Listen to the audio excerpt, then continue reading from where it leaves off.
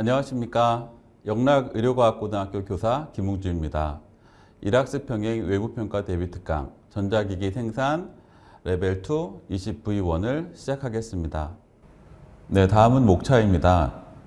먼저 평가 관련 공개 자료를 살펴보도록 하겠습니다.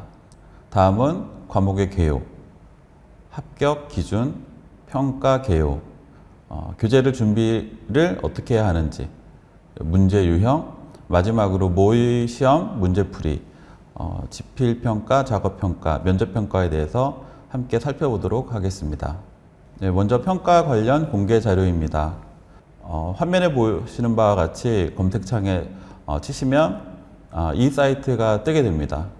해당 사이트는 과정평가형 자격과 일학습 병행 과정에 대한 내용이 함께 제공되며 한국산업인력공단에서 운영을 하고 있습니다.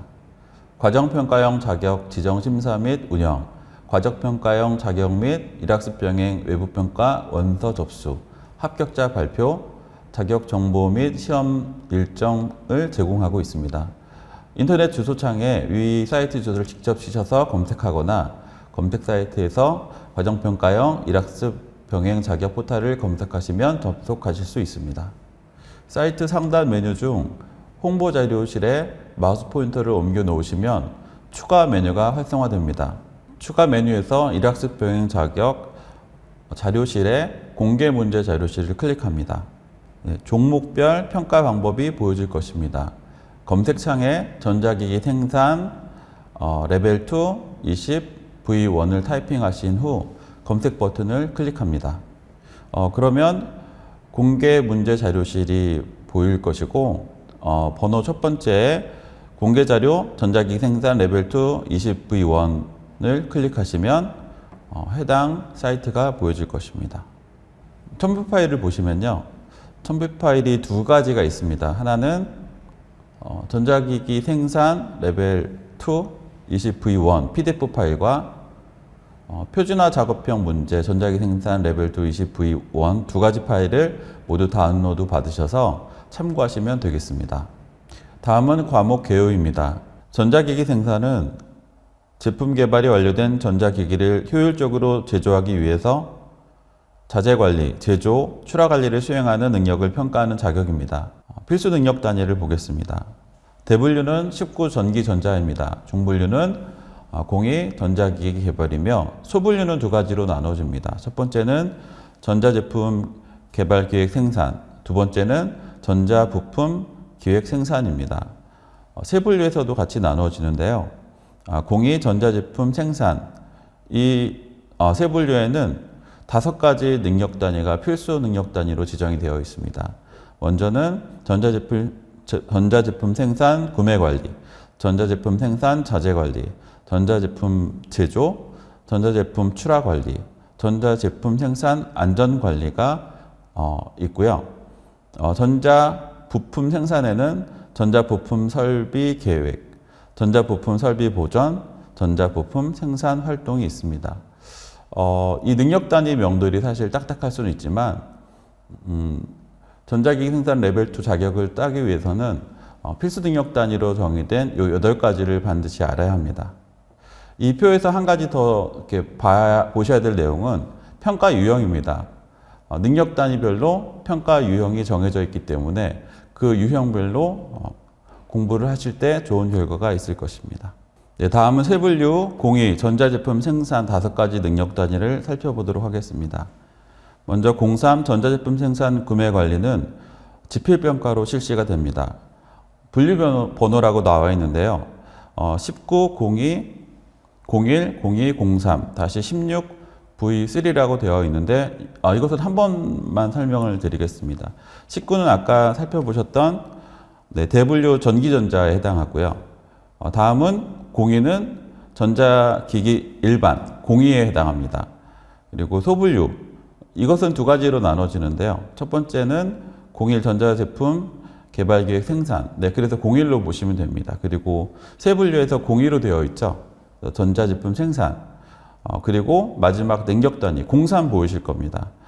지금 전자제품 생산 구매 관리이기 때문에 마지막 03 그리고 16은 개발된 그 연도고요. 2016년에 개발된 것. 그리고 V는 버전을 의미하고 3은 세 번째로 개발된 버전 3를 의미합니다. 능력 단위 명칭은 전자제품 생산 구매 관리이며 정의를 보겠습니다. 전자제품 생산 구매 관리란 전자제품 생산에 필요한 자재를 원활히 공급하기 위한 활동으로 구매 계획, 구매 조사, 구매 가격 결정, 구매, 자재 납기 관리를 수행하는 능력입니다. 네, 다음은 전자제품 생산 자재 관리입니다. 네, 면접 문제가 해당되고요. 능력 단위의 정의는 전자제품 생산 자재 관리란 전자제품 생산에 필요한 자재를 효과적으로 관리하기 위해서 자재 재고 관리, 자재 창고 관리, 자재 입출고를 관리하는 능력입니다. 다음은 전자제품 제조입니다. 작업형 문제가 되겠고요. 능력 단위의 정의는 전자제품 제조란 생산 계획에 따라 전자제품을 생산하기 위하여 제조 준비, 제품 조립, 외관 검사, 기능 및 성능 검사, 안전성 검사, 제조 효율성 향상 수행 및 외주 관리를 하는 능력을 말합니다. 다음은 전자제품 출하 관리입니다. 지필평가이며 능력 단위 정의는 전자제품 출하 관리란 전자제품을 출하하기 이전에 고객 품질 요구를 만족시키기 위하여 최종 제품의 포장, 출하 검사, 출하 제품 부적합 처리, 제품 창고 관리를 수행하는 능력입니다. 네, 마지막으로 전자제품 생산 안전관리, 면접 문제가 또 해당되겠습니다. 네, 능력 단위의 정의는요. 전자제품 생산 안전관리란 전자제품 생산 중 발생할 수 있는 안전사고를 사전에 예방하기 위하여 안전보건 관리 계획을 수립하고 안전관리와 환경관리에 대한 교육훈련을 실시하며 점검하여 관리하는 능력을 말합니다. 다음 세 분류 전자부품 생산에는 세 가지 능력 단위가 필수 능력 단위로 지정되어 있습니다. 먼저 전자부품 생산 활동은 전자제품 생산 활동이란 전자부품을 생산하기 위하여 생산을 준비하고 생산하고자 하는 제품을 조립하며 생산을 적기에 완료할 수 있도록 진도를 관리하는 능력을 말합니다. 다음은 전자부품 설비 계획입니다. 전자부품 설비 계획이란 전자부품 생산 활동에 필요한 설비를 효율적으로 활용하기 위하여 설비 관리 계획을 수립하고 설비를 배치하는 능력을 말합니다. 마지막으로 전자부품 설비 보존입니다. 면접 문제로 나오는 능력 단위고요. 전자부품 설비 보존이란 전자부품 생산 활동에 필요한 설비를 효율적으로 활용하기 위하여 설비를 유지 보수하고 관리하는 능력을 말합니다. 여러분들이 가장 궁금해하실 합격 기준에 대해서 말씀드리겠습니다. 네, 합격 기준입니다. 필수 능력 단위의 70% 이상 패스, 네, 개수 기준입니다. 즉 필수 능력 단위 총 8개 중 6개 이상 패스인 경우 합격입니다. 능력 단위별 패스 기준입니다. 능력 단위별 100점 만점 중 60점 이상 득점 시 패스가 됩니다. 다음은 평가 개요입니다. 전체 8가지 능력 단위 중에서 전자제품 생산의 전자제품 생산 구매 관리, 전자제품 출하 관리, 그리고 전자부품 생산에서 전자부품 설비 계획, 전자부품 생산 활동, 이렇게 4가지 필수 능력 단위에서 지필평가가 이루어집니다. 총 시험 시간은 40분으로 진행이 됩니다. 다음은 작업평가입니다. 작업평가의 경우 전자제품 생산 세 분류 중 전자제품 제조에서 작업형 평가가 이루어집니다. 그리고 시험 시간은 1시간입니다. 다음은 면접평가입니다. 면접평가는 세 분류 전자제품 생산 중 전자제품 생산 자재관리, 전자제품 생산 안전관리, 그리고 다른 세 분류 전자부품 생산에서 전자부품 설비 보존에서 이 세 개의 필수 능력 단위에서 평가 문제가 출제가 됩니다. 그리고 시험 시간은 10분입니다. 다음은 교재 준비입니다. 일학습 병행 훈련 과정에 나오는 8가지 필수 능력 단위는 모두 www.ncs.go.kr에 해당하는 국가 직무 능력 표준 NCS 홈페이지에서 다운로드를 받으실 수 있습니다. 네, 검색창에서 NCS를 검색을 하시면 다음과 같은 창이 나옵니다. 19번 전기, 전자 부분을 먼저 클릭하시면 해당 사이트로 들어갈 수 있습니다. NCS 검색창에서 19번 전기전자를 클릭하시면 다음과 같은 그림이 나옵니다. 중분류에서 공이, 전자기기, 일반을 클릭을 하시고, 그리고 소분류에서 첫 번째 전자제품 개발 기획 생산을 선택을 하시면 세 분류 두 가지가 나오는데 저희가 살펴볼 것은 두 번째 전자제품 생산입니다. 여기를 클릭하시면 NCS 학습 모듈 검색이라고 해서 전자제품 생산 세 분류 검색 결과가 뜹니다.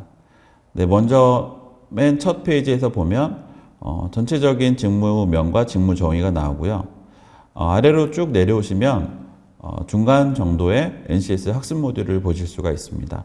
전자제품 생산에서는 5가지의 학습 모듈이 필수 능력 단위로 지정이 되어 있습니다. 화면에 보시면 순번 3번과 4번, 그리고 7번과 10번, 12번에 해당되고요. 이것을 다운로드 받기 위해서는 오른쪽에 첨부 파일 PDF라고 빨간색으로 표시되어 있는 것들이 있습니다. 이것들을 여러분들께서 클릭을 하셔서 다운로드를 받으시면 됩니다. 다음 세 분류 전자부품 생산을 클릭을 하시면 전자부품 생산 세 분류 검색 결과가 나타납니다.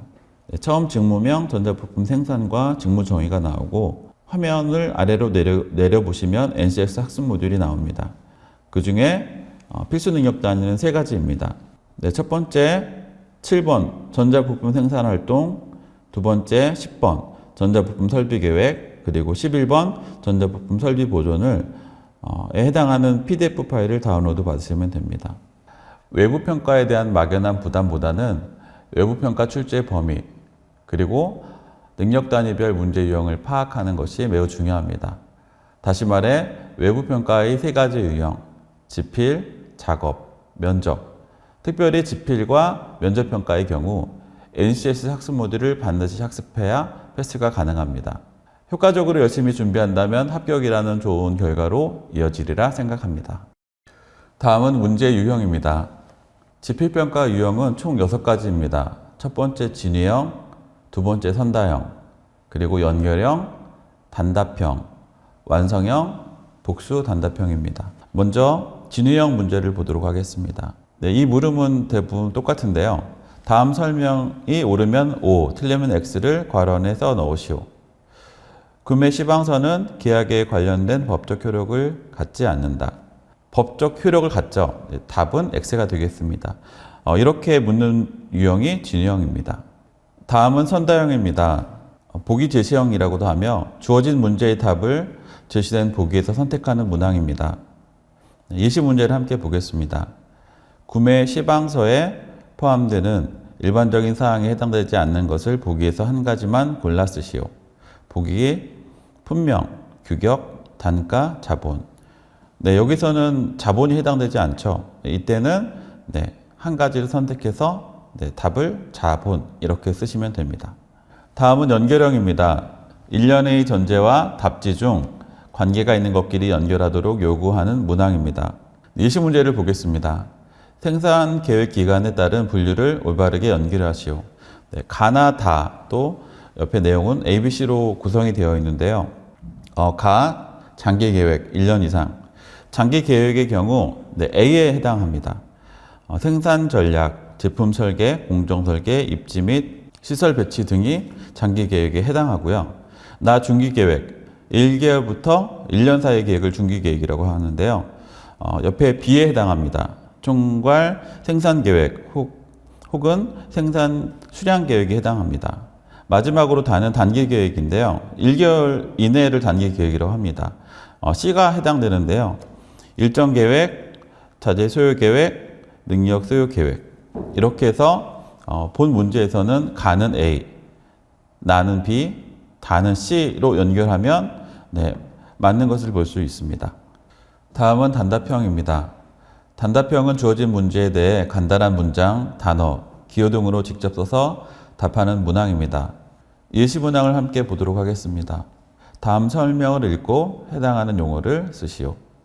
정확하고 효율적인 물류 흐름의 관리, 신속한 고객 서비스 및 효과적 지원을 위한 시스템으로 제조시설 내에서 내부 창고와 거점 물류센터와 같은 외부 창고와의 완충작용 역할을 한다. 네, 이것은 창고관리 시스템에 대한 내용이고요. 단답형으로 창고관리 시스템 또는 WMS라고 기입하시면 됩니다. 다음은 완성형입니다. 문제의 내용 중 빈칸에 해당하는 적합한 단어, 기호 등을 쓰도록 요구하는 문항입니다. 네, 예시 문항을 함께 보도록 하겠습니다. 다음은 검사 방법에 대한 설명이다. 괄호 안에 들어갈 알맞은 용어를 쓰시오. 네, 괄호는 검사 로트 내의 검사 단위 모두를 하나하나 검사하여 합격, 불합격 판정을 내리는 것으로 일명 100% 검사라고도 한다. 네, 이것은 전수검사에 대한 내용입니다. 그래서 여러분들께서 전수검사라고 단어를 쓰시면 됩니다. 마지막으로 복수 단답형입니다. 복수의 단답형은 주어진 문제에 대해 복수의 문장, 단어, 기호 등으로 직접 써서 답하는 문항입니다. 복수 단답형의 이점은요, 부분 점수가 있습니다. 그렇기 때문에 문제를 풀 때 답이 잘 기억나지 않는 상황에서라도 포기하지 않고 한 가지라도 적는 것이 좋습니다. 문항을 함께 살펴보도록 하겠습니다. 작업 우선순위 결정 규칙의 종류에 대하여 두 가지만 쓰시오. 네, 작업 우선순위 결정 규칙의 종류는 여러 가지가 있는데요. 크게 네 가지에 대해서 학습 모듈에서 소개하고 있습니다. 첫 번째로는 FC, FS 규칙, 그리고 SP, T 규칙, EDD 규칙, MST 규칙이 있습니다. 이 중에서 두 가지만 쓰시오 했을 때 확실하게 기억나는 것을 두 가지 쓰시면 되겠습니다. 다음은 작업평가 문제 개요입니다. 작업평가는 능력 단위 한 가지, 전자제품 제조에 해당하며 과제는 한 가지입니다. 전자제품 회로 구성하기이며 시험 시간은 1시간입니다. 다음은 작업평가 시행자료입니다. 지급재료 목록이 있는데요. 시험 당일에 전자제품 회로 구성에 필요한 부품들을 지급을 받습니다. 이때 반드시 지급재료 목록의 공구명, 규격, 수량을 정확히 확인해야 합니다. 만약 공구와 규격, 수량이 다를 때는 즉시 시험관에게 의사표현을 하여 맞는 부품과 수량을 준비하고 시험을 보아야 합니다. 지금 지급된 지급 목록을 보면 첫 번째 저항이 나와 있는데요. 규격은 100옴, 그리고 수량은 하나, 그리고 R1으로 표기되어 있습니다. 두 번째는 역시 저항이지만 규격이 다릅니다. 300옴이고요. 수량은 2개, R2, R3로 되어 있습니다. 그리고 브레드보드, 리드선이 지급이 됩니다. 다음은 수험자 지참 공구 목록입니다. 이 부분에 대해서는 시험장에 올 때 반드시 수험자 여러분들이 지참하고 오셔야 합니다. 첫 번째는 와이어 스트리퍼고요. 두 번째는 필기구 중에 검정색 볼펜을 반드시 지참하셔야 합니다. 다음은 시설 및 장비 목록입니다.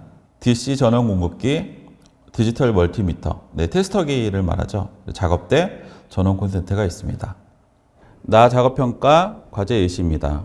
요구사항, 지급된 재료 및 시설 장비를 사용하여 아래의 작업을 완성하시오.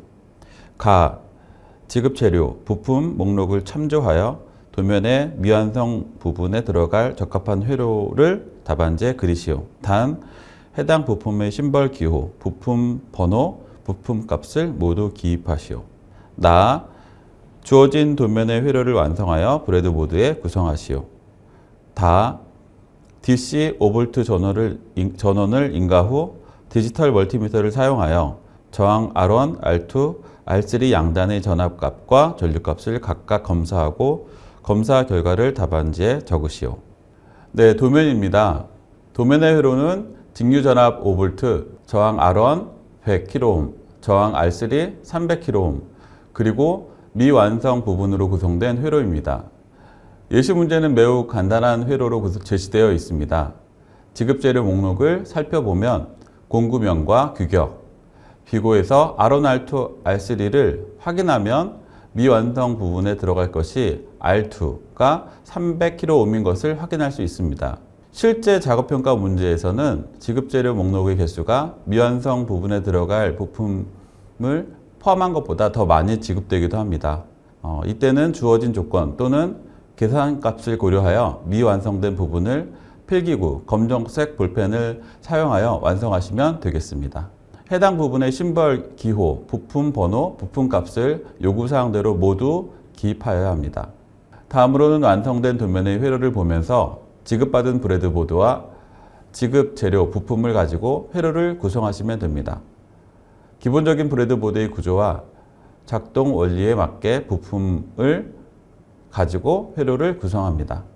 그리고 완성된 회로에 전원 공급기를 이용하여 DC 5V의 전원을 회로에 인가한 후 디지털 멀티미터를 사용하여 저항 R1, R2, R3 양단의 전류값과 전압값을 각각 검사하여 검사 결과를 답안지에 적으시면 됩니다. 다음은 면접평가 개요입니다. 네, 면접평가는 사실 학습 근로자, 학생들이 점수를 많이 올릴 수 있는 부분입니다. 면접평가는 능력단위 3개에 해당합니다. 전자제품 생산 자재관리, 전자제품 생산 안전관리, 전자부품 설비 보존으로 총 시험 시간은 10분입니다. 네, 지금부터는 이번 특강의 가장 중요한 부분이라고 할 수 있는데요. 실제적인 모의고사 문제풀이를 하도록 하겠습니다. 먼저 지필평가입니다.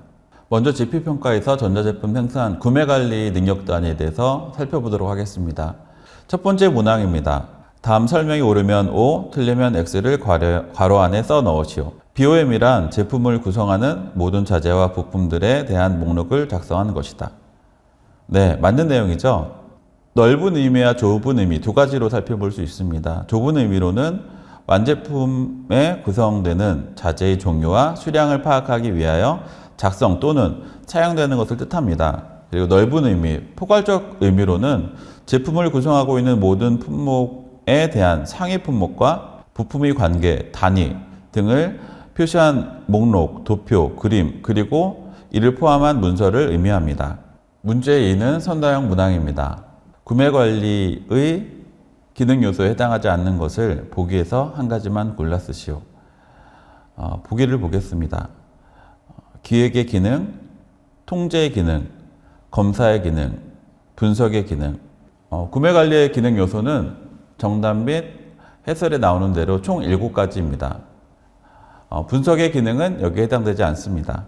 구매관리의 기능 요소는 첫 번째, 조사 연구의 기능, 두 번째, 계획의 기능, 세 번째, 조정의 기능, 네 번째, 통제의 기능, 다섯 번째, 평가의 기능, 여섯 번째, 검사의 기능, 일곱 번째, 보관 및 운반의 기능이 있습니다. 문제 3번은 연결형 문항입니다. 예산의 편성 방법을 올바르게 연결하시오. 네, 예산 편성 방법에는 크게 3가지가 있습니다. 하나는 탑다운 방식, 두 번째는 버텀업 방식, 절충 방식이 있는데요. 그것에 대한 연결형 문제로 제시되어 있습니다. 먼저 탑다운 방식을 함께 보시면요. 네, 먼저 탑다운 방식은 B에 해당합니다. 최고 경영자의 의지를 반영하여 예산 주관 부서에서 일방적으로 예산을 편성하여 해당 부서에 전달하는 방식, 그래서 위에서 아래로 내려오는 방식을 의미하고요. 그리고 버텀업 방식은요, C에 해당합니다. 실무 부서에서 예산 계획을 수립하고 이를 토대로 각 부서별 조정을 거친 후에 예산을 확정하는 방식으로 아래부터 위로 올라가는 방식으로 생각하시면 됩니다. 마지막으로 다 절충 방식은요, 위에 있는 탑다운 방식과 두 번째 바텀업 방식을 혼합한 방식으로 보시면 됩니다. 그래서 A에 해당하는데요. 최고 경영자가 전체 예산 편성에 대한 방침을 결정하고 이에 따라 각 부서들이 예산안을 작성하는 방식을 말합니다. 네, 이런 것들을 현재 문항에서는 연결형으로 제시를 했습니다. 그래서 답은 가는 B, 나는 C, 다는 A가 되겠습니다. 문제 4번은 단답형 문항입니다. 다음 설명을 읽고 해당하는 용어를 괄호 안에서 쓰시오. 제품의 규격이나 사양을 설정하고 이것을 실현하기 위한 일체의 수단과 행위를 의미한다. 네, 정답은 품질 관리입니다. 네, 품질 관리는 일반적으로 QC라고도 하는데요. 이 품질 관리는 과학적 원리를 응용하여 제품의 품질을 유지, 향상을 기하기 위해 관리하는 것을 말합니다. 넓은 의미와 좁은 의미를 살펴볼 수 있는데요. 먼저 좁은 의미는 생산된 제품과 생산에 필요한 자재들의 적합 또는 부적합을 판단하는 행위를 말하고요. 넓은 의미에서의 품질 관리, QC는요, 고객이 요구하는 품질을 확보하도록 할 수 있도록 기업의 품질 목표를 설정하고 이를 달성하기 위해 수행하는 모든 활동을 품질 관리라고 합니다. 다음은 전자제품 생산, 출하 관리에 대한 문항입니다. 첫 번째 문제는 진유형 문제입니다. 다음 설명이 옳으면 O, 틀리면 X를 괄호 안에 써 넣으시오. 창고 관리 시스템은 제품의 입고에서부터 보관, 하역, 출하 등을 포함하는 프로세스를 갖춤으로써 단순한 제품의 보관, 취급이 아닌 창고 내부 및 관련 물류센터들 간의 원활한 물류 흐름과 정보 교환을 관리한다. 네, 맞는 내용이죠. 정답은 오고요. 네, 이 창고 관리 시스템은 정확하고 효율적인 물류 관리, 이 흐름을 신속하게 고객 서비스 및 효과적인 지원을 위한 시스템을 말합니다. 제조시설 내에서 내부 창고와 거점 물류센터와 같은 외부 창고와의 완충 역할을 하기도 하고요. 하역, 포장, 유통, 가공 활동에 대한 고객 서비스 경쟁력을 갖추기 위한 시스템으로 정의되기도 합니다. 이번 문항은 선다형 문항입니다. 네, 이번 문제는 출하 검사 방법에 대한 문제인데요. 문항을 함께 보도록 하겠습니다. 출하 검사 방법에 해당하지 않는 것을 보기에서 한 가지만 골라 쓰시오. 보기입니다. 반복 검사, 샘플링 검사, 전수 검사, 체크 검사. 네, 여기에 해당되지 않는 것은 반복 검사입니다. 네, 출하 검사 방법은 크게 세 가지가 있는데요. 보기에 나와 있는 것처럼 첫 번째는 샘플링 검사이고요. 두 번째는 전수 검사, 세 번째는 체크 검사에 해당합니다. 출하 검사는 생산 과정을 거친 완제품이 고객에게 납품되기 전에 고객의 요구 조건 또는 표준 검사 기준에 맞춰 실시하는 검사 방법을 의미합니다. 출하 검사 방법에 대해서 좀 자세하게 정리하고 설명해 드리도록 하겠습니다. 출하 검사 방법에는 크게 세 가지가 있다고 했는데요. 첫 번째 샘플링 검사, 두 번째 전수 검사, 세 번째 체크 검사입니다. 샘플링 검사의 경우는 검사 대상 로트에 대해서 샘플링 검사 기준에 의거 시료 개수를 결정하고 시료를 채취하여 진행하는 검사를 말합니다. 전수 검사는요, 말 그대로 모든 대상에 대해서 검사하는 것을 의미합니다. 검사 로트 내의 검사 단위 모두를 하나하나 검사하여 합격, 불합격 판정을 내리는 검사로 일명 100% 검사라고도 합니다. 마지막으로 체크 검사는요, 전회 발생된 문제점에 대해서 집중적으로 또 중심적으로 차기, 다음번 로트에 대해서 진행하는 검사를 의미합니다. 문제 3은 연결형 문항입니다. 창고의 기능과 내용을 올바르게 연결하시오. 창고의 기능은 다양하며 총 7가지 정도로 그 기능을 분류할 수 있습니다. 제시된 창고의 기능을 살펴보면 저장 기능인데요. 이 저장 기능에 해당하는 것은 현재 문제에서 B의 내용입니다. 물품을 안전하게 보관하거나 현상을 유지하는 내용이 되겠고요. 수급 조정 기능. 네, 이것에 대한 설명은 C에 해당합니다. 물품의 생산과 소비의 시간적 간격을 조정하는 것에 대한 내용이 맞고요. 그리고 가격 조정 기능. 네, 이것은 A에 해당합니다. 물품의 수급을 조정함으로써 가격 안정을 도모하는 것을 의미합니다. 그러므로 이 연결에 대한 답은 가는 B, 나는 C, 다는 A로 연결하시면 되겠습니다. 네, 참고로 참고의 기능에 대해서 말씀을 드리겠습니다. 1. 저장 기능은 물품을 안전하게 보관하거나 현상을 유지하는 기능을 말합니다. 두 번째로 수급 조정 기능이 있습니다. 물품의 생산과 소비 시간적 간격을 조정하는 것이고요. 3번은 가격 조정 기능입니다. 물품의 수급을 조정함으로써 가격 안정을 도모하는 것. 이 내용들이 지금 방금 앞에 언급되었던 문제의 내용이고요. 문제 4번은 단답형 문항입니다. 다음의 설명을 읽고 해당하는 용어를 괄호 안에 쓰시오. 생산 공정에서 최종 검사를 완료하여 출하대기 상태에 있는 제품이 요구 품질 수준에 만족하는지 확인하여 출하 가능 여부를 판정하기 위하여 시행하는 검사이다. 네, 이 내용은 출하 검사에 대한 내용입니다. 그래서 정답은 당연히 출하 검사겠고요. 출하 검사의 종류와 자세한 내용은 위 문제 2에서 다시 참고하셔도 좋을 것 같습니다. 다음은 능력 단위 전자부품 설비 계획에 대한 문제입니다. 문제 1을 보겠습니다. 네, 이제 많이 했는데요. 문제 유형이 무엇일까요? 네, 맞습니다. 진유형 문항입니다. 문제를 함께 보겠습니다. 다음 설명의 내용이 옳으면 O, 틀리면 X를 괄호 안에 써 넣으시오. 설비 가동 목표란 설비가 가지고 있는 본래 생산 능력을 80% 이상 발휘할 수 있도록 설비를 고장 없이 가동하기 위한 목표를 일컫는다. 네, 답은 무엇일까요? 네, X입니다. 네. 왜 X일까요? 일반적으로 가동 목표라 함은 80%가 아닌 일반적인 운영자 입장에서 100% 가동한 것을 목표로 할 것입니다. 그래서 가동 목표란 설비가 가지고 있는 본래의 생산 능력을 네, 맞습니다. 네, 100% 발휘할 수 있도록 설비를 고장 없이 가동하기 위한 목표를 일컫는다가 맞는 내용입니다. 내용 정리에서 설비 가동률을 한번 확인해 보는 것도 의미가 있을 것 같습니다. 네, 수식인데요. 설비 가동률은 가동 시간을 총 운영 시간으로 나눈 값에 100을 곱하여 퍼센트로 나타낸 값을 뜻합니다. 문제 2번입니다. 네, 맞습니다. 이 문항은 연결형 문항입니다. 생산 설비의 종류와 기능을 올바르게 연결하시오. 생산 설비의 종류별 기능에 대한 문제입니다. 생산 설비의 종류에는 생산 설비, 부대 설비, 환경 설비, 개장 설비, 유틸리티 설비가 있습니다. 네, 그 중에서 개장 설비, 부대 설비, 환경 설비 내용을 살펴보면 다음과 같습니다. 먼저 개장 설비를 보겠습니다.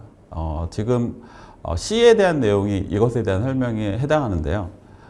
생산 설비를 포함하여 모든 설비의 생산 활동의 품질 안정을 위한 계측기 등의 설비를 말합니다. 네, 부대 설비, 나를 보겠습니다. 그것에 대한 해당 설명은 A에 해당합니다. 생산 설비 운전에 필요한 전기, 가스, 스팀, 에어, 용수 등의 공급 설비를 뜻합니다. 다 환경 설비입니다. 네, B에 대한 내용이 이에 해당하고요. 생산 공정에서 발생되는 환경오염 물질 등을 수집, 정화, 처리하여 생태계의 환경오염을 줄일 수 있도록 바꾸는 설비를 말합니다. 그러므로 이 연결형 문제의 답은 가는 C, 나는 A, 다는 B에 연결하시면 되겠습니다. 설비 생산의 종류별 기능을 표로 구성해 보았습니다. 네, 중요한 내용이니까 함께 보시면 또 좋을 것 같습니다. 네, 3번 문제 함께 보겠습니다. 네, 이번 문제의 유형은 네, 맞습니다. 복수 단답형 문항입니다. 복수 단답형 문항도 종종 출제되어지는데요. 면접 문제와 조금 유사하기도 합니다. 문제를 함께 보도록 하겠습니다. 생산량 결정 요인의 종류에 대하여 두 가지만 쓰시오.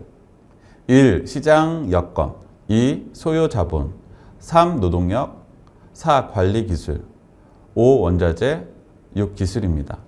이 중 두 가지를 적으시면 됩니다.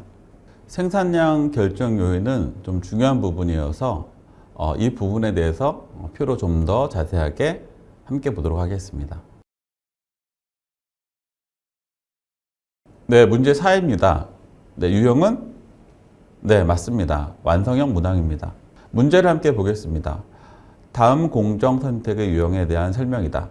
괄호 안에 들어갈 알맞은 용어를 쓰시오. 네, 이 문제는 프로젝트 공정에 대한 문제입니다. 네, 프로젝트 공정은요, 빌딩, 댐, 교량, 고속도로 등의 건설 공사, 특수한 대형 제품의 제작, 영화나 예술품의 제작 등과 같이 어떤 주요 생산물 단위로 상당 기간에 걸쳐 생산한 형태를 의미합니다. 일반적으로 프로젝트 공정은 비반복적인 일회성 성격을 가집니다. 프로젝트는 한 번으로 끝나므로 자동화가 어렵고 노동력을 절감하기 위해 일반적으로 범용 설비가 사용됩니다. 그리고 프로젝트 공정은 생산 소요 시간이 길고 대규모 자본과 자원이 투자되며 고객 주문에 따라 단일 품목만을 생산하기 때문에 생산량은 적고 고객화는 높은 특성을 가집니다. 또한 고객의 주문을 미리 알 수 없기 때문에 제품을 미리 만들어 둘 수가 없어 표준화가 상대적으로 낮은 편입니다. 다음은 능력 단위 전자부품 생산 활동에 대한 지필평가 문제입니다. 문제 1. 다음 설명의 내용이 옳으면 틀리면 X를 괄호 안에 써 넣으시오.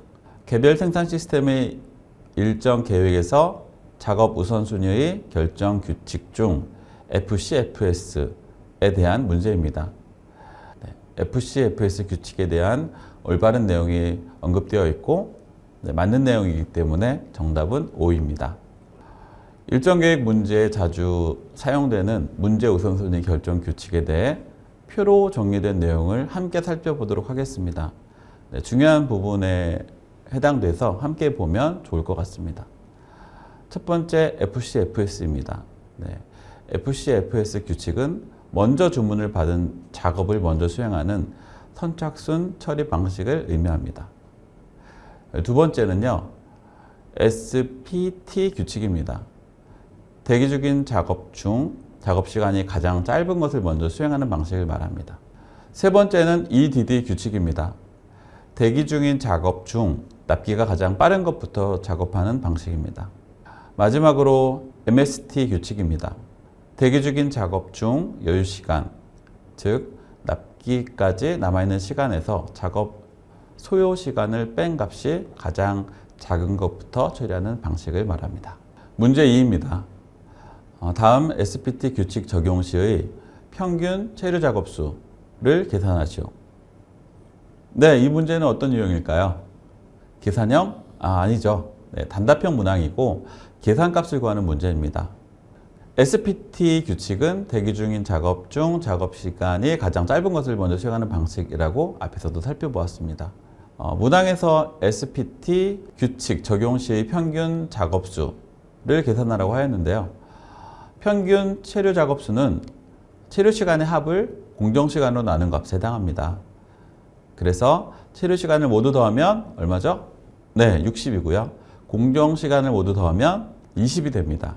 그래서 평균 체류 작업 수는 60을 20으로 나눈 값. 그래서 3이 정답이 되겠습니다. 문제에서 계산 과정도 요구할 경우에는 계산 과정을 포함하여 과정과 정답을 기재하시면 되겠습니다. 문제 3번입니다. 공정도시 기호의 기호 명칭과 기호를 올바르게 연결하시오. 이 문제는 공정도시 명칭과 그에 맞는 기호를 연결하는 문제입니다. 가공의 기호는 보시는 바와 같이 C에 대한 기호이고요. 저장의 기호는 B에 표기되어 있는 내용입니다. 그리고 품질 검사 기호는 A에 해당하는 기호이고요. 그래서 연결은 가는 C, 나는 B, 다는 A로 연결하시면 되겠습니다. 문제 4번입니다. 특성에 대하여 어떤 요인이 어떤 관계로 영향을 미치는지 명확히 하여 원인 규명을 쉽게 할 수 있는 물고기뼈 다이어그램이라고도 하는 기법의 명칭을 쓰시오. 이 문제는 특성 요인도에 대한 문제입니다. 특성 요인도란 일의 결과, 특성을 말하죠. 그것과 영향을 미치는 원인, 요인을 다음 페이지의 그림과 같이 계통적으로 정리하는 그림을 말합니다. 즉, 특성에 대해서 어떤 요인이 어떤 관계로 영향을 미치는지 명확히 해서 원인 규명을 쉽게 할 수 있도록 하는 기법을 의미합니다. 그리고 역시나 정답은 특성 요인도가 되겠습니다. 특성 요인도는 모양이 생선뼈와 비슷하여 물고기뼈 그림이라고도 합니다. 품질 개선 활동에서 널리 사용되고 있고 일본의 품질관리 전문가였던 이시가와 가오루 박사가 고안하였기 때문에 이시가와 다이어그램이라고도 합니다. 다음은 작업평가에 대한 모의시험 문제풀이입니다. 작업평가 시험 문제를 받게 되면 먼저 시험지의 인쇄 상태와 페이지 수가 맞는지 확인합니다. 그리고 문제 첫 페이지의 종목명, 버전이 본인에게 해당하는지를 확인하고 자신에게 부여받은 수험자 비번을 시험 문제지 첫 장의 우측 맨 윗부분에 있는 비번호란에 기재합니다. 그리고 시험 문제지의 요구사항을 정확하게 확인하는 것이 매우 중요합니다. 1. 요구사항을 함께 보겠습니다. 지급된 재료 및 시설을 사용하여 아래 작업을 완성하시오. 가. 지급 재료 부품 목록을 참조하여 저항 아래 걸리는 전압 플러스 4.5V가 되도록 도면의 미완성 부분에 들어갈 적합한 회로도를 답안지 5-4에 그리시오. 단 주어진 모든 부품을 사용하는 것이 아니며 해당 부품의 심벌 기호, 부품 번호, 부품 값을 모두 기입하시오. 네, 요구사항은 뒷페이지에 나와 있는 도면 회로도와 함께 확인하면서 살펴보는 것을 추천드립니다. 그렇게 할 때 요구사항의 내용을 정확하게 인지할 수 있습니다. 연습할 때부터 요구되어지는 모든 것을 기입하는 훈련을 하는 것이 좋습니다. 네, 다음은 수험자 유의사항입니다. 네, 글이 많은데요. 학습 근로자 분들이 이 사항을 놓치는 경우들이 많이 있기 때문에 반드시 꼼꼼히 확인하시는 것이 중요합니다. 여기에서는 중요한 사항 몇 가지만 함께 살펴보도록 하겠습니다. 가의 내용을 보겠습니다. 가에서와 같이 안전수칙을 준수하며 작업시험을 치러야 하겠고요. 나는 앞에서 설명한 주요한 사항입니다. 마의 내용에서는 시험 시간이 60분 이내에 완성하여 제출할 수 있도록 합니다. 4에서는 종종 시험에 응시하는 학습 근로자분들이 비번호를 기재하지 못하고 내는 경우들이 발생합니다. 꼭 확인 후 기재하시기 바랍니다. 아와 자는 0점 처리되는 경우와 채점 대상 제외에 해당하는 내용입니다. 다음은 도면 회로도입니다. 함께 살펴보면 저항이 총 4개, R1부터 R4까지 사용되며 플러스 5V의 직류 전압이 인가되는 회로입니다. 저항 R1, R2, R3는 각각 값이 1kΩ이며 저항이 병렬로 연결되어 있습니다. 미완성된 부분은 도면에 R4로 기재되어 있으므로 저항이 들어갈 자리가 될 텐데요. 지급된 부품을 확인해 보았을 때는 1kΩ과 3kΩ의 저항이 들어갈 것으로 예상되지만 요구사항에 맞는 계산 과정을 통해서 값을 구하고 저항과 저항값을 기재하는 것이 좋겠습니다. 다음은 답안지입니다. 먼저 답안지 맨 위의 우측의 비번호란에 수험자 자신이 부여받은 비번호를 검정색 필기구를 사용하여 기재합니다. 그리고 문항번호는 1. 회로도 완성 2. 전류 계산 3. 검사 결과 이상 3가지로 구분되어 있습니다. 첫 번째 페이지 요구사항에 따라서 1. 회로도 완성에서는 미완성 부분을 완성합니다. 때로는 주어진 조건에 적합하게 계산 과정을 거쳐 해당 부품 등을 답안지에 기재합니다. 여기서 많이 실수하는 부분이 있는데요. 해당 부품의 심벌 기호, 부품 번호, 부품 값을 모두 기입하는 것을 잊지 않고 모두 기재를 잘 하시기 바랍니다. 다음은 이 전류 계산입니다. 우리 학습 근로자분들이 좀 어려워할 수도 있는 부분인데요. 반드시 준비해야 될 부분이고요. 요구된 대로 전류 값을 각각 계산하여 괄호 안에 수치를 기입하시면 됩니다. 마지막으로 3. 검사 결과는 완성된 회로의 전원을 인가하여 R1, R2, R3 저항의 양당 간의 전압 V2에 대한 측정값을 구하고 기입하는 부분입니다. 전원 공급기에서 직류 전류 플러스 5V 값을 확인한 후 브레드보드에 완성된 회로에 인가하여 디지털 멀티미터를 사용해서 검사를 하고 검사 결과를 기록하시면 됩니다. 네, 작업평가 요구사항에 맞추어 제가 브레드보드로 회로를 구성해 보았습니다. 브레드보드의 구조를 활용해서 다양하게 회로를 구성해 볼 수 있는데요. 제가 간단하게 이렇게 구성을 해봤고요. 이 회로를 통해서 간단한 회로의 설명, 그리고 R1, R2, R3에 걸리는 전압 V1 값과 그리고 R4에 걸리는 V2 값을 직접 측정 검사해 보도록 하겠습니다. 디지털 멀티미터를 활용하여 V1과 V2의 값을 측정하도록 하겠습니다. 먼저 V1을 보겠습니다. 네, 주어진 값의 기준에서 KVL로 계산했을 때 0.5V가 해당이 될 텐데요. 네, 근사한 값이죠. 0.496V가 V1으로 측정이 됩니다.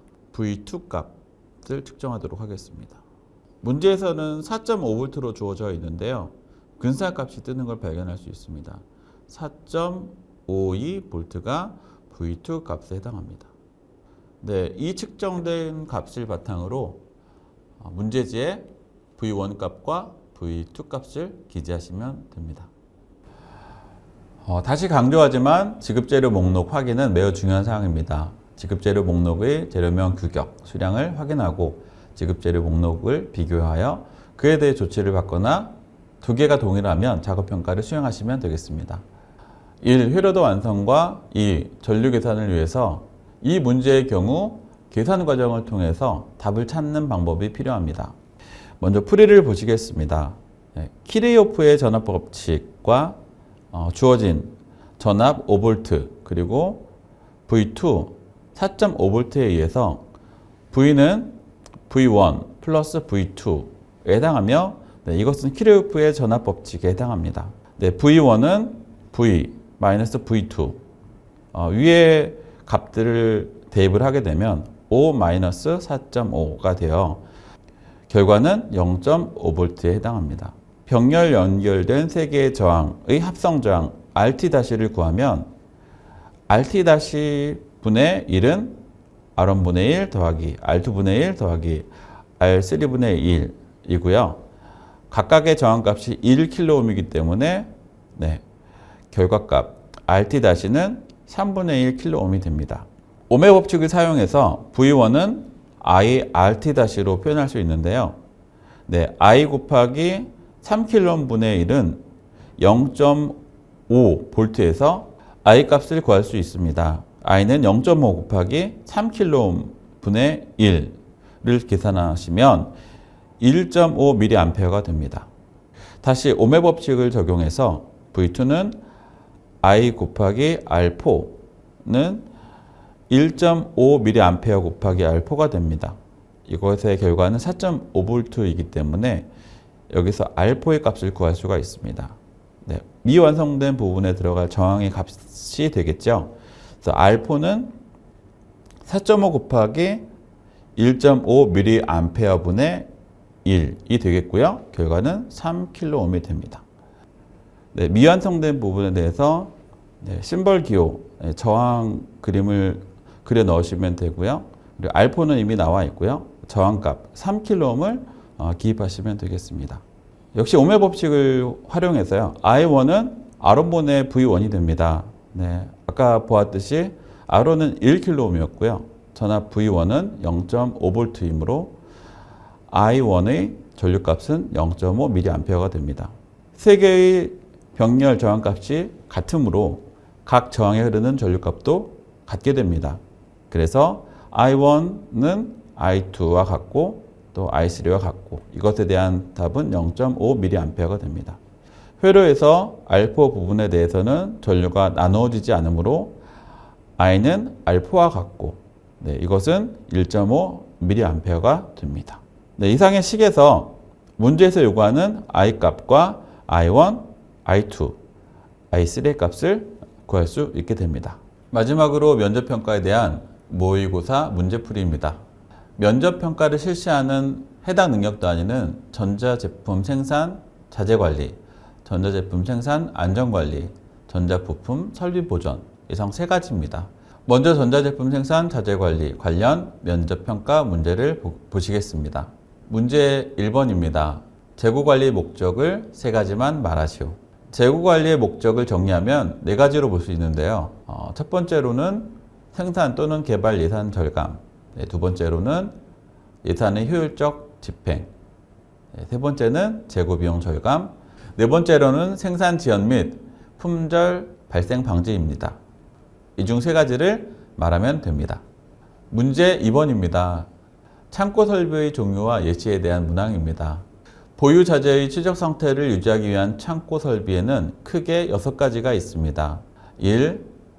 운반 설비, 트럭, 트레일러, 트랙터, 포크레인, 수압차, 컨베이어, 엘리베이터 등 다양한 설비가 사용되며 보조 도구로는 이동사다리 등이 있습니다. 2. 절단 설비, 커팅기, 가스 절단기 등이 사용됩니다. 3. 보관 설비, 받침대, 탱크, 선반 상자 등이 사용됩니다.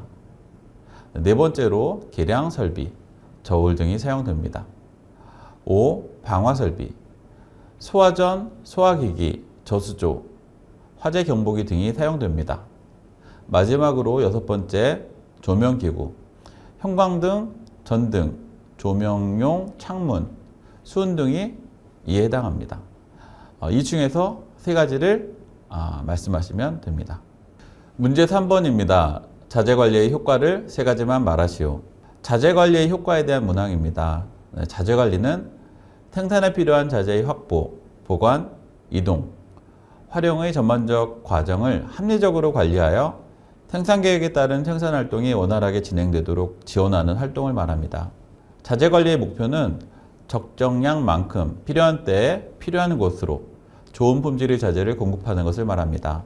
자재관리 효과는 총 6가지로 다음과 같습니다.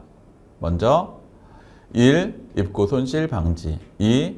재고, 자산, 투하 자본 감소, 3. 불필요한 재고 품목 감소, 4. 공정 지연 방지, 5. 사내 요구 즉응, 그때 상황에 따라 곧바로 응하는 것을 말하죠. 그리고 여섯 번째, 창고 효율 증대입니다. 이 중에서 마찬가지로 세 가지를 말씀하시면 됩니다. 검사 대상에 의한 검사 분류에 대한 문항입니다. 검사 대상에 의한 검사 분류에 대한 각각의 내용을 명확히 이해하는 것이 중요합니다. 내용을 학습할 때 키워드 중심으로 정리한다면 효과적으로 그리고 오랫동안 기억하고 이해할 수 있을 것입니다. 검사 대상에 의한 검사 분류는 총 4가지이며 자세한 내용은 다음과 같습니다. 첫 번째로 전수검사입니다.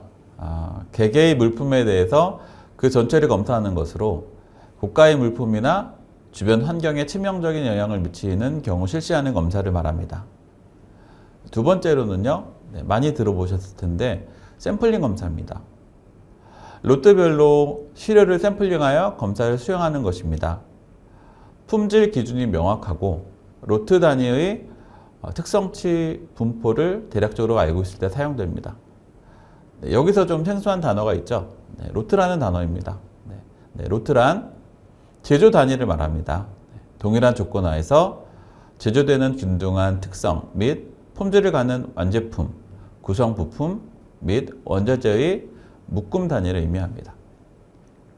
다음 세 번째는 무검사입니다. 제품의 품질을 검사하지 않아도 될 정도의 높은 공정 능력을 보유하고 있는 경우에 검사를 생략하는 것을 말합니다. 마지막으로 네 번째, 자주검사입니다. 자주검사는 작업자 스스로 실시하는 검사를 의미합니다. 다음은 능력단위 전자제품 생산 안전관리에 대한 면접평가 문제입니다. 문제 1을 보시겠습니다. 사업장 내에서 근로자의 안전보건에 영향을 미치는 유해, 위험 요인의 분류에 대하여 세 가지만 말하시오. 근로자의 안전보건에 영향을 미치는 유해, 위험 요인의 분류에 대한 문항입니다. 학습 모듈에서 학습자의 안전보건에 영향을 미치는 유해, 위험 요인의 분류에 대해 11가지로 제시하고 있습니다. 1번, 기계적 위험 요인입니다. 두 번째로는 물질에 의한 유해, 위험 요인이고요. 세 번째로는 생물학적 유해, 위험 요인입니다. 네 번째는 화재 및 폭발 위험 요인이고요. 다섯 번째는 고열 및 한냉 유해, 위험 요인입니다. 여섯 번째는 물리학적 작용에 의한 유해, 위험 요인이고요. 일곱 번째는 작업 환경 조건으로 인한 유해, 위험 요인입니다. 여덟 번째는 육체적 작업 부담, 작업의 어려움. 아홉 번째는 지각 및 조작 능력. 열 번째는 정신적 작업 부담. 11번째는 그 밖에 유해, 위험 요인이 해당됩니다. 이 중에서 면접 시험장에서 명확히 기억나는 것 우선으로 세 가지를 말하면 되겠습니다. 문제 2번입니다. 안전보건 관리를 위한 교육수행 절차 4단계를 말하시오. 안전보건 관리를 위한 교육수행 절차에 대한 문제인데요. 총 4단계로 진행이 됩니다. 첫 번째 단계는 지식교육이고요. 두 번째 단계 기능교육입니다. 세 번째 단계는 태도교육이고요. 네 번째는 추후 지도입니다. 안전보건 관리 교육을 위해서는 지식, 기능, 태도, 교육, 그리고 추후 지도의 4단계가 유기적으로 연결되어 교육이 진행되어야 합니다. 문제 3번입니다. 안전보건 교육의 원칙을 3가지만 말하시오. 안전보건 교육의 원칙에는 학습 모듈의 8가지가 제시되어 있습니다. 1번 자발적인 동기부여, 2번 쉬운 데서 어려운 것으로, 3번 한때에 한 가지를, 4번 쉬운 곳에서부터 시작, 5번 반복하기, 6번 기능적으로 이해시키기, 7번 인상의 강화, 8번 오관의 활용입니다. 여기서 오관을 좀 보면 좋은데요. 오관이란 오감을 의미합니다. 시각, 청각, 후각, 미각, 촉각을 말합니다. 안전보건 교육의 원칙을 정확히 파악하고 그 원칙을 지키는 것도 매우 중요하다고 할 수 있습니다. 다음은 능력단위 전자부품 설비 보존에 대한 면접평가 문제입니다. 먼저 1번 문제입니다. 설비 보존을 위한 점검 방법에 대하여 3가지만 말하시오. 설비 보존을 위한 점검 방법에는 6가지가 제시되어 있습니다. 첫 번째로 육안이고요. 두 번째 촉감, 세 번째 타진, 네 번째 청음, 5번째 측정, 6번째 개방입니다. 설비의 점검 활동을 위해서 연간, 월간 설비 점검 계획서를 바탕으로 설비 점검을 실시합니다. 설비 보존을 위한 점검 방법과 그에 대한 점검 사항을 살펴보겠습니다. 먼저 육안입니다. 작동 상태, 온도계, 압력 게이지 등이 해당하겠고요. 촉감은 진동, 온도 등이 해당될 것입니다. 타진의 경우 각 체결 부위의 이완 등을 살펴보는데요. 타진에 대해서 용어를 한번 살펴볼 필요가 있습니다. 타진이란 어느 부분을 두드려 진동을 일으켜서 진동음으로 두드린 부위의 성질이나 상태를 알기 위해서 시행하는 것을 뜻하고요. 네 번째 청음의 경우 감속기, 구동장치 내부의 상태 파악 등이 해당되겠고요. 5번째 측정은 각종 측정기구를 사용하여 치수, 마모량, 변화량 등을 측정하는 것을 말합니다. 마지막으로 6번째 개방은요. 설비를 개방한 다음 내부 상태의 점검 및 부품류를 측정하는 것을 말합니다. 2번 문제입니다. 진동을 발생시키는 일반적인 결함에 대하여 3가지만 말하시오. 설비를 가동하여 운전을 하다 보면 의도치 않게 설비에 진동이 발생되는 경우들이 발생합니다. 진동을 발생시키는 일반적인 결함에는 4가지가 있습니다. 첫 번째 불균형, 두 번째 정렬 문제, 세 번째 헐거움, 네 번째 베어링 고장입니다. 답은 이 중에서 3가지를 언급하시면 되겠습니다. 마지막 문제입니다. 문제 3번이고요. 설비 비가동 손실의 8대 로스 중 3가지만 말하시오. 여기서 로스란 손실을 의미하죠. 설비 성능을 관리할 때 설비 가동률 중 설비 종합 비율이 있습니다. 설비의 가동 상태를 최상으로 유지하여 경제적인 비용으로 최대 생산, 최대 성과, 최고 품질을 달성할 수 있는 종합적이고 다면적 측면의 종합 효율 지표를 뜻합니다. 문제에서 묻고 있는 설비 비가동 손실은 설비 종합 효율과 로스, 즉 손실과의 관계를 뜻하고요. 설비를 가동하며 발생하는 손실은 총 8가지로 분류할 수 있습니다. 첫 번째로는 설비 보존 로스, 두 번째 생산 조정 로스, 세 번째 설비 고장 로스, 네 번째 프로세스 고장 로스, 5번째 정상 로스, 6번째 비정상 로스, 7번째 공정 불량 로스, 8번째 재가공 로스입니다. 이에 대해서 내용을 자세히 살펴보도록 하겠습니다. 첫 번째 계획 보존 로스입니다. 연간 보존 계획에 따른 SD 공사 및 정기 정비 등에 따른 휴지 시간 로스입니다. 두 번째 생산 조정 로스입니다. 수급 관계에 따른 생산 계획상의 조정 시간 로스를 말합니다. 세 번째 설비 고장 로스입니다. 설비, 기기가 규정된 기능을 상실하고 돌발적으로 정지된 로스를 뜻하고요. 네 번째 프로세스 고장 로스입니다. 공정 내에서 취급하는 물질의 물성이나 화학적, 물리적 기타, 조작, 미스나 외난 등으로 플랜트가 정지된 로스를 뜻합니다. 다섯 번째로 정상 로스입니다. 플랜트의 스타트 정지 및 교체에 따라 발생하는 로스를 뜻합니다. 여섯 번째 비정상시 로스입니다. 플랜트의 불합리 이상으로 인해 생산량을 다운시키는 성능 로스를 뜻합니다. 일곱 번째 공정불량 로스입니다. 불량품을 만드는 로스와 폐기품의 물적 로스, 2급품으로 격화시킨 로스를 말합니다. 마지막으로 여덟 번째 재가공 로스입니다. 전 과정으로 되돌림에 따른 리사이클 로스를 뜻합니다. 네, 여기까지가 일학습 병행 외부평가 종목 전자기기 생산 레벨 2 20 V1에 대한 대비 특강이었습니다.